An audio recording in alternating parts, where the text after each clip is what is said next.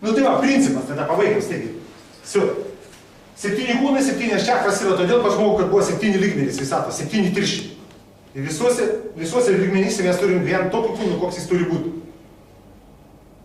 Kuo aukštesnis lygmuo, tuo aukštesnis vibracijas. Tuo intensyvesni įvykiai.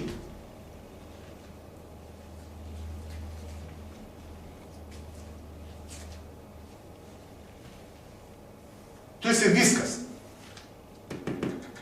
Šitam kūne esi viskas, tu esi absoliutas, neišvengiamai. Supranti? Todėl neleisk savo galvoti.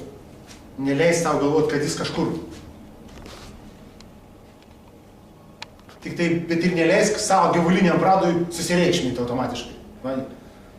Nors gyvuliniam pradui sunku turbūt susivokti absoliutai. Neišvengiamai, neišvengiamai.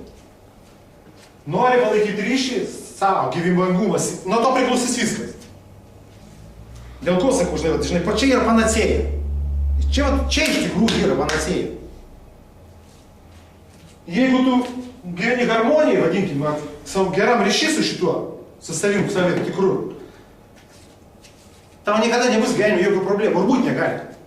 Gal saskys neįdomu gyvenime problemų. Bet praktiškai, jeigu tu gal čia jau tai atėjai, klausai, tau jau tų problemų pakako, davesti tave iki to klausimo, tokių kalbų, žinai. Tai viskas bus visada ok. Principas, sakau, koks. Tavo pasaulėžiūra formuoja tavo elgesį. Tavo elgesys yra tavo karma. Taip ar ne? Все. Pasaulėžiūra tokia.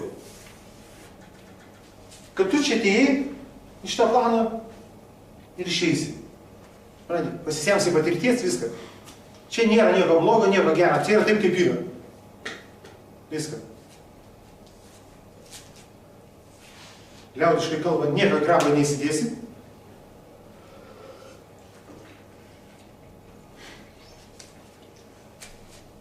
Paskui, tokį paprastą, žinau, kad žmonės yra tokie, kokie yra. Negalima žmogaus reikalauti, taip pat ir iš savęs.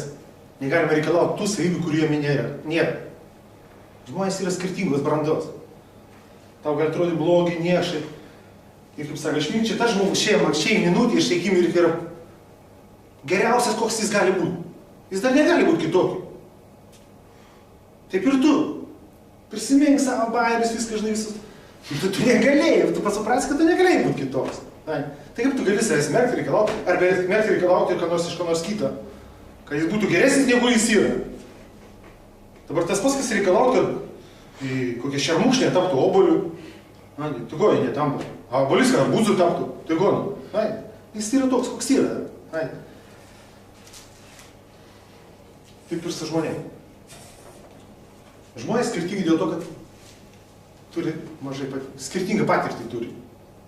Vadinkim, tai aš kaip biškai vadinu, inkarnacinį stažą.